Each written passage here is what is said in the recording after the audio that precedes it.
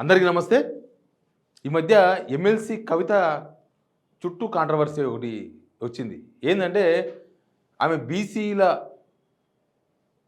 ఒకటి తీసుకోవడం. అంటే బీసీలకు రిజర్వేషన్ రేపు లోకల్ బాడీ ఎలక్షన్స్ జరగబోతున్నాయి కదా!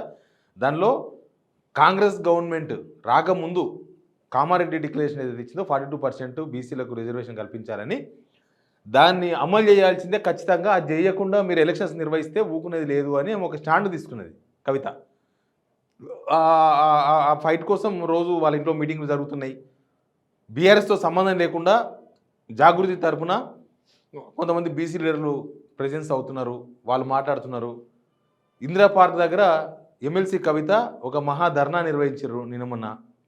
ఇవన్నీ చేసిన తర్వాత ఒక కాంట్రవర్సీ తెర మీదకి వచ్చింది. ఏంది కాంట్రవర్సీ అంటే, కవిత ఎవరు, కవిత ఎందుకు బీసీల తరఫున పోరాటం చేయాలి, కవితకి ఏం సంబంధం, కవిత ఎట్లా చేస్తుంది బీసీల కోసం అనేది ఒక కాంట్రవర్సీని తెర మీద తీసుకొచ్చారు కొంతమంది పొలిటీషియన్స్. నిజానికి బీసీలు ఎవరైతే ఉన్నారో వాళ్ళకేం కాంట్రవర్సీ లేదు. బీసీ నాయకులం అని చెప్పుకునే వాళ్ళు, లేకపోతే బీసీ పొలిటీషియన్స్ ఆ వివాదం తెర మీద తీసుకొచ్చేసారు. అయితే ఇక్కడ నిజానికి మనకి ఇప్పుడు కాదు, స్వాతంత్రం రాకముందు నుంచి గాంధీజీ పోరాటం దగ్గర నుంచి స్టార్ట్ చేస్తే ఒక కాజు కోసం ఎవరైనా ఫైట్ చేయొచ్చు, ఎట్లయినా ఫైట్ చేయొచ్చు, ప్రజాస్వామ్యానికి లోబడి ప్రజాస్వామ్యం గీత దాటకుండా. కవిత కూడా ఒక కాజు కోసం ఆమె ఒక లైన్ తీసుకున్నది. ఇప్పుడు గాంధీ మహాత్ముడు ఉన్నారు, గాంధీ మహాత్ముడు స్వాతంత్ర ఉద్యమం చేసిండు. గాంధీ మహాత్ముడు వైశ్య సామర్థ్యం సంబంధించిన వ్యక్తి. ఆయన కేవలం వైశ్యులకు స్వాతంత్రం తీసుకురానికే ఫైట్ చేయలేదు. మళ్ళీ నేను గాంధీజీ ఈ పేర్లు తీస్తున్నా, అంబేద్కర్ పేరు తీస్తున్నా అని చెప్పి వాళ్ళతో కవితను పోలుస్తారా అని అడగొద్దు. నేను వాళ్ళతో పోల్వను. వాళ్ళు చాలా గొప్పవాళ్ళు. మనం ఇప్పుడు చూస్తున్న వాళ్ళకన్నా ఇప్పుడున్న పొలిటీషియన్స్ కాదు, 1956 నుంచి ఉన్న పొలిటీషియన్స్ కన్నా వాళ్ళు చాలా గొప్పవాళ్ళు. అందుకే కులాలకు మతాలకు అతీతంగా గాంధీజీనైనా లేకపోతే అంబేద్కర్నైనా వీళ్ళందరినీ మనం ఒక దేవుళ్ళుగా కొలుస్తాం. ఇప్పుడు అంబేద్కర్ రాజ్యాంగం అందరికీ రాసిండు, కేవలం దళితుల కోసం కాదు రాసింది, బీసీల రిజర్వేషన్ కోసం రాసిండు, మహిళల హక్కుల కోసం రాసిండు, మనుషుల ప్రాణమున్న మనుషుల హక్కుల కోసం కూడా అంబేద్కర్ రాజ్యాంగంలో రాసిండు. ప్లస్ ఇంకొకటి, గాంధీ హరిజన్ సమాజ్ కోసం కూడా ఫైట్ చేసిండు. హరిజన్ సమాజ్ కోసం, వాళ్ళ హక్కుల కోసం గాంధీజీ ఫైట్ చేసిండ్రు. ఇంకా వాళ్ళు అంత దూరం ఎందుకు, మనం అంత దూరం వద్దు, ఇక్కడ లోకల్కి వద్దాం. లోకల్కి వస్తే మన బీసీ సంఘం నేత ఆర్ కృష్ణ ఉన్నారు. నాకు తెలిసి నేను 7th 8th చదువుతున్న టైంలో, అంటే ఆల్మోస్ట్ 94 93 ఆ టైంలో నుంచి కూడా ఆర్ కృష్ణ బీసీల కోసం ఫైట్ చేస్తున్న వ్యక్తి. ఆయన దగ్గరికి కేవలం బీసీలే పోరు, నోరు లేని చాలామంది ఓసీలు కూడా పోతారు ఆయన దగ్గరికి. అన్న మాకు అన్యాయం జరిగింది, చూడండి ఇది, అన్న మాకు ఇది చూడండి ఇట్లా అయింది, అన్న మాకు అట్లా అయింది. ఇవన్నీ కూడా ఆర్ కృష్ణ దగ్గరికి పోతారు. ఆర్ కృష్ణ సాల్వ్ చేసే ప్రయత్నం కూడా చేస్తారు. మరి ఆయన బీసీ కదా, లేదా బీసీ ఉద్యమ నేత కదా, బీసీ హక్కుల కోసం పోరాటం చేస్తారు కాబట్టి బీసీలు మాత్రమే పోవాలని ఆయన ఎప్పుడు ఏమనలేదు. ఆర్ కృష్ణ ఎప్పుడు అనలేదు. ఇప్పుడు మందకృష్ణ మాదిగానే ఉన్నారు. మందకృష్ణ మాదిగన్న పోరాటం చేసేది మాదిగ రిజర్వేషన్ కోసమో మాదిగల వర్గీకరణ కోసమో కావచ్చు, కానీ సమాజంలో ఎక్కడ ఏం అన్యాయం జరిగినా పోతాడు కదా. వైఎస్ రాజశేఖర్ ముఖ్యమంత్రి ఉన్నప్పుడు మందకృష్ణ మాదిగన్న ఈ చిన్నపిల్లలకు ఉచిత గుండె ఆపరేషన్ గురించి వైఎస్ రాజశేఖర్ దగ్గరికి 100 సార్లు పోయాడు. లాస్ట్కు అది అయ్యింది, ఆపరేషన్ అయ్యింది. ఆర్ కృష్ణ కూడా ఫీజు రియంబర్స్మెంట్ అనే ఇష్యూ కోసం రాజశేఖర్ దగ్గర చాలాసార్లు పోయాడు. ఫీజు రియంబర్స్మెంట్ కేవలం బీసీల కోసమే కాదు, బీసీ రిజర్వ్ అందరికీ, ఎస్సీలలో ఫీజు రియంబర్స్మెంట్ చేసుకోవాల్సిన వాళ్ళు ఉంటారు, ఓసీలలో కూడా బిలో ప్రావర్టీ లైన్లో వాళ్ళు ఉంటారు, వాళ్ళకు కూడా ఫీజు రియంబర్స్మెంట్ వస్తుంది. ఇక్కడ కాజు కోసం ఫైట్ చేస్తున్న కవితను తప్పుపడాల్సిన అవసరం లేదు. కాకపోతే ఇందులో కవిత చిత్తశుద్ధి ఎంత, కవిత లాస్ట్ వరకు ఈ పోరులో ఉంటున్నారా, ఈ లాస్ట్ వరకు. ఎందుకంటే వీళ్ళు జనగణన చేసినంత మాత్రాన రిజర్వేషన్ రాబోతుంది ఇంకా అయిపోయింది అని చెప్పడానికి లేదు గవర్నమెంట్. మనం ఎస్సీ వర్గీకరణ కదా చూసలేమా, ఎస్సీ వర్గీకరణ సుప్రీంకోర్టు చేసుకోమని చెప్పంగానే వితిన్ అవర్స్లా అసెంబ్లీలో ఉన్న సీఎం రేవంత్ రెడ్డి గారు అన్ని స్టేట్ల కన్నా ముందు మనమే ఎస్సీ వర్గీకరణ అమలు చేయబోతున్నాం, రేపు రాబోయే నోటిఫికేషన్లో ఎస్సీ వర్గీకరణతో నోటిఫికేషన్ వస్తుంది, ఇప్పటిదాకా వచ్చిన నోటిఫికేషన్లో కూడా ఎస్సీ వర్గీకరణ ఇంప్లిమెంట్ చేస్తామని చెప్పినారు. దళిత ఎమ్మెల్యేలు అందరూ పోయి రేవంత్ రెడ్డికి సన్మానం చేసిండ్రు. మరి కాలే కదా, ఇప్పటికయిందా? మళ్ళీ మెన్ దాని మీద విచారణ, దాని మీద మళ్ళీ ఎట్లా ఇంప్లిమెంట్ చేయాలి, ఏఐసీసీ పర్మిషన్ చేయాలి, ఇదంతా పెద్ద రచ్చ నడుస్తుంది కదా, అది అయ్యే వరకు నమ్మకం లేదు.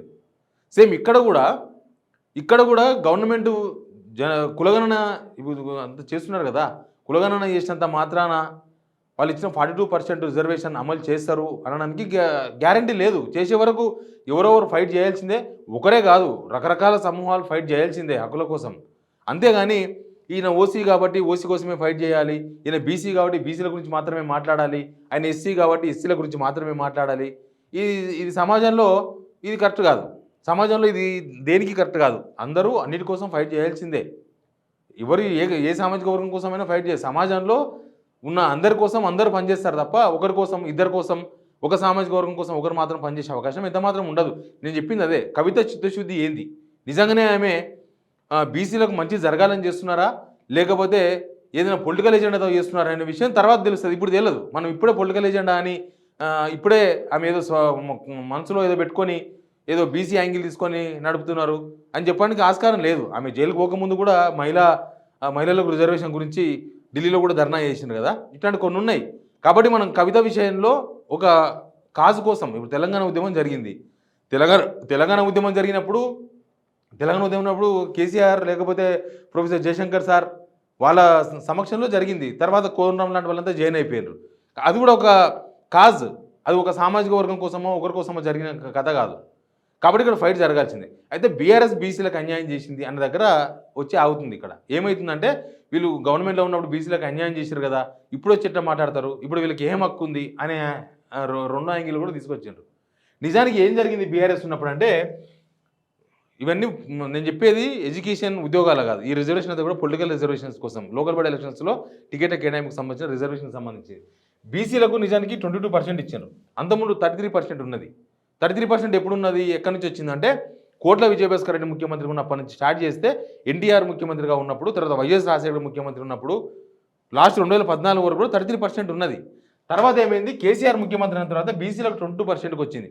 ఎందుకు వచ్చిందంటే కోర్టులో కేసు ఉన్నది 50% రిజర్వేషన్స్ దాటకూడదు అని. అయితే ఒకవేళ గవర్నమెంట్ కనుక ఫైట్ చేసి ఉండింటే, కొంచెం బలంగా ఫైట్ చేసి ఉంటే ఖచ్చితంగా ఆ పాత 33%, 42% కాదు, పాత బీసీలకున్న అంతకుముందున్న 33% వచ్చే అవకాశం ఉండేది అని కొంతమంది బీసీ ఈ ఫైటర్స్ చెప్తున్నారు. ఒకవేళ కేసీఆర్ గవర్నమెంట్ కనుక గట్టిగా ఫైట్ చేసి ఉంటే కోర్టులో ఖచ్చితంగా 33% వచ్చేది. 42% లేదా 55% అనేది అసాధ్యం. ఇప్పుడు అసలు ఈ గవర్నమెంట్ కూడా 42% చేస్తారని గ్యారంటీ లేదు, చెప్తా దానికి. తర్వాత ఎస్సీలకు 15%, ఎస్టీలకు 10%, ఎస్సీలకు 9%. ఇదంతా కలిస్తే ఇప్పుడు ఇక్కడ కనుక 33% చేసిన అనుకోండి, బీసీలకు 33% లేకపోతే 42% చేసిన అనుకో, 50% దాటిపోయి కోర్టులో మొత్తానికి ఎక్కడెక్కడ ఆగిపోతాయి రిజర్వేషన్స్. అప్పుడు మళ్ళీ కోర్టులో కేసులు ఇవన్నీ చాలా పెద్ద కథ అవుతుంది. అయితే కేసీఆర్ చేసిన పని ఏంటంటే, ఎస్టీలకు 10% రిజర్వేషన్ ఉంది.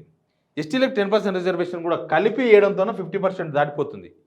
ఇప్పుడు 12,000 గ్రామ పంచాయతీల్లో ఒక 2,000 గ్రామ పంచాయతీలు కంప్లీట్గా ఎస్టీ జనాభా ఉన్న వాళ్ళవే ఉంటాయి. ఈ ఎస్టీ రిజర్వ్డ్ ఏదైతే ఉందో ఈ 10% దీనిలో కలపకుండా కనుక చేస్తే బీసీలకు 33%, పాతగా ఉన్న 33% వచ్చే అవకాశం ఉండేది.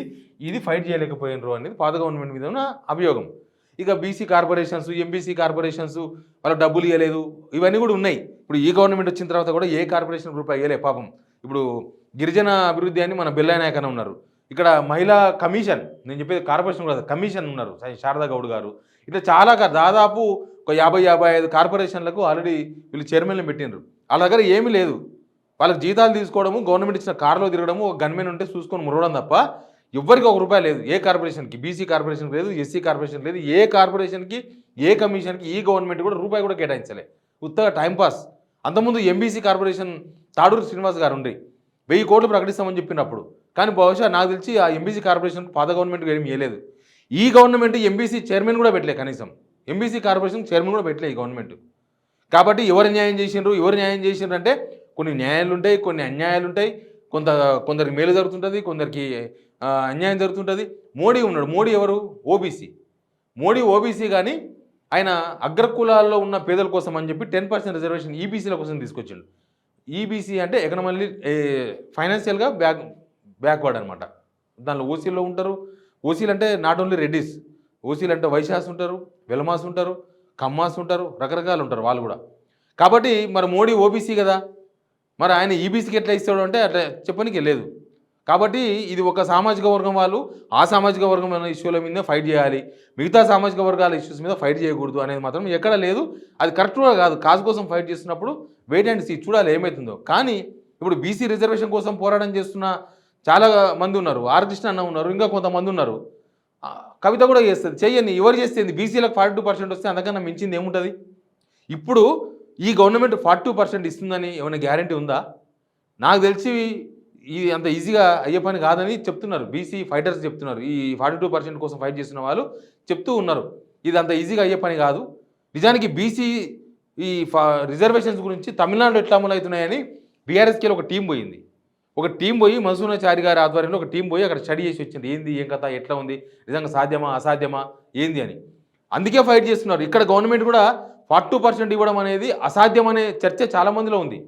మరి 42% మాట ఇచ్చారు వీళ్ళు ఎంతసేపు కొట్లాడినా లాస్ట్కు అంతకుముందు ఉన్న 33% ఇవ్వగలనేమో తప్ప 42% ఇవ్వలేరు అనే చర్చ ఉంది ఇక్కడ. కాబట్టి ఇక్కడ ఏం జరుగుతుందో తెలియదు. ఇప్పుడు కొంతమంది నినమన్న ఈ కొత్తగా బీసీ వేషం వేసుకుని తిరుగుతున్న కొంతమంది ఉన్నారు. అంతకుముందు ఛాయపసలు అడుక్కున్న వాళ్ళు కొంతమంది ఉన్నారు కదా, ఆ ఛాయపసలు అడుక్క తిన్నోళ్ళే బీసీల కోసం నేనే ఉన్నా ఎవరు లేరని చెప్పిండ్రు. పాపం బీసీలలో కింది స్థాయి నుంచి ఎదిగి ఏదో చిన్న బిల్డర్స్గా మారిన వాళ్ళు, బీసీలలో కొంచెం ఏదో ఒక ఇండస్ట్రీ పెట్టుకొని కొంచెం ఎదిగిన వాళ్ళు, బీసీలలో కొంచెం డబ్బులున్న వాళ్ళను బ్లాక్మెయిల్ చేసి తెలుసా కొంతమంది. మరి బీసీ పొద్దుగాలేస్తే బీసీలు అవన్నీ పూసుకొని తిరిగి నేను బీసీలనే, బీసీ గొంతును, ఇంకా నేనే బీసీ లీడర్ అని చెప్పుకునేటోళ్ళు బీసీ సంబంధించిన బిల్డర్స్ను, బీసీ ఎంటర్ప్రైనర్స్ను అంటే పారిశ్రామికవేత్తలను బ్లాక్మెయిల్ చేసి డబ్బులు వసూలు చేసి నిజం కాదా? మరి అప్పుడు బీసీ సామాజిక వర్గం ఎడిపోయింది. పాపం బీసీ సామాజిక వర్గంలో డబ్బులు ఉంటే వాళ్ళు 10 మందికి సాయం చేసే అవకాశం ఉంటుంది. కానీ వాళ్ళని బ్లాక్మెయిల్ చేసి వాళ్ళ దగ్గర డబ్బులు వసూలు చేశారు. మరి దాన్ని ఏమనాలి? దాన్ని బీసీల మీద సింపతి అనాలనా, లేకపోతే బీసీ సామాజిక వర్గం ఉద్ధరింపు కోసం ఇదంతా చేసిందని చెప్పాలా మనం? కాబట్టి అట్లేం లేదు. బీసీల కోసం ఫైట్ చేసిన వాళ్ళు ఉంటారు, బీసీలలో అందరి కోసం ఫైట్ చేసిన వాళ్ళు ఉంటారు. ఇందాక నేను చెప్పినట్టు ఆర్ కృష్ణ లాంటి వాళ్ళు ఉంటారు. బీసీల కోసమే కాదు అందరి కోసం ఫైట్ చేస్తారు, యూనివర్సల్ ఫైటర్స్ వాళ్ళు. కాబట్టి ఈ ఎమ్మెల్సీ కవిత బీసీల కోసం ఇట్లా ఫైట్ చేస్తుంది అనే వాళ్ళకి అది కరెక్ట్ కాదనే విషయం మాత్రం నేను చెప్పదలుచుకున్నాను. కాకపోతే ఆమె చిత్తశుద్ధి ఏందనేది ఆమె నిరూపించుకుంటుంది. ఆమె ఎందుకంటే నిజంగా పొలిటికల్ కోసం చేస్తుందా అనేది తర్వాత తెలుస్తుంది. తెలిసినప్పుడు మళ్ళీ మాట్లాడుకుందాం మనం. కానీ ఇప్పుడు ఈ గవర్నమెంట్ కూడా 42% ఇస్తుంది అని గుండె మీద చేసుకుని చెప్పే పరిస్థితులు లేవు. కాబట్టి అన్ని వర్గాలు లేకపోతే అన్ని సమూహాలు ఫైట్ చేస్తే మంచిదే, తప్పే ఉంది దానిలో కవితను తప్పడాల్సిన అవసరం అయితే యాజ్ ఏ జర్నలిస్ట్గా నాకైతే అనబడలేదు. మేము ఇంకా కులాల వారిగా విడిపోయి, మతాల వారిగా విడిపోయి మనం ఎవరి వాళ్ళ కోసం ఫైట్ చేయాలంటే ఈ గవర్నమెంట్లు పనిచేయవు. ఏ గవర్నమెంట్ పనిచేయదు. మనం విడిపోవాలనే గవర్నమెంట్ కోరుకుంటుంది. ఎప్పుడు కూడా మనం విడిపోవాలని కోరుకుంటుంది. అందుకే కాంగ్రెస్ ట్రాప్లో పడొద్దు బీసీలు. ఇప్పుడు కాంగ్రెస్ గవర్నమెంట్ ఉంది కాబట్టి చెప్తున్నా, వాళ్ళ ట్రాప్లోకి పోతే విడిపోతారు. రేపనాడు ఇప్పుడు బీసీలు అంటున్నారా, రేపనాడు బీసీలలో 125 కులాలు ఉన్నాయి, 125 సబ్ క్యాస్టులు ఉన్నాయి. వాళ్ళని కూడా విభజిస్తారు. మళ్ళీ నీకెందుకు, వాళ్ళు ఎంబీసీలు వాళ్ళు వేరు, నువ్వు బీసీ నువ్వు వేరు అంటారు. యాదవ్లో పోయినప్పుడు నువ్వు యాదవ్ అయ్యా, నువ్వు యాదవ్, వాళ్ళు గౌండ్లు, వాళ్ళు ఇంకొకటి, నీకు వాళ్ళ గురించి ఎందుకు అని మాట్లాడతారు. కాబట్టి ఏ పాలకులైనా విభజించి పాలించే పరిస్థితులే ఉంటాయి. దానిలో ఈ గవర్నమెంట్ ఇంకా ఎస్పెషల్లీ ఉన్నది. కాబట్టి బీసీలు అందరూ ఏకంగా ఉండాలి, మంచిదే. ఒక చైతన్యవంతంగా పనిచేయాలి. ఆ చైతన్యవంతంగా పనిచేయాలి తప్ప ఎవరిని వచ్చి ఫైట్ చేస్తే నువ్వెట్లా ఫైట్ చేస్తావు, నువ్వెట్లా మాట్లాడుతున్నా మేమే మాట్లాడుకుంటాం, అది సమాజంలో నడవది. కాబట్టి ఆ కవిత విషయంలో కొంతమంది మాట్లాడుతున్నారు, అది తప్పు. ఆమె ఫైట్ చేస్తే చెయ్యని, ఆమె చిత్తశుద్ధి ఏందో ఆమెను నిరూపించుకోవాల్సిన బాధ్యత ఆమె మీద ఉంటుంది. ఆమె చిత్తశుద్ధి ఏందో నిజంగానే బీసీలకు 42% కోసం ఫైట్ చేస్తుందా, లేకపోతే ఇడెన్ ఎజెండా ఏమన్నా ఉందా అనేది తర్వాత తెలుస్తుంది. ఇప్పుడే తెలియదు. అది తెలిసినప్పుడు ఖచ్చితంగా అందరూ మాట్లాడచ్చు, నేను కూడా మాట్లాడచ్చు. కాబట్టి ఈ విషయంలో ఒక కాంట్రవర్సీ వచ్చింది కాబట్టి నేను ఎవరన్నా లేకపోతే దీని మీద ఒక వీడియో చేద్దామన్న ఉద్దేశంతో ఈయంత చెప్పదలుచుకున్నా. Please subscribe signal TV.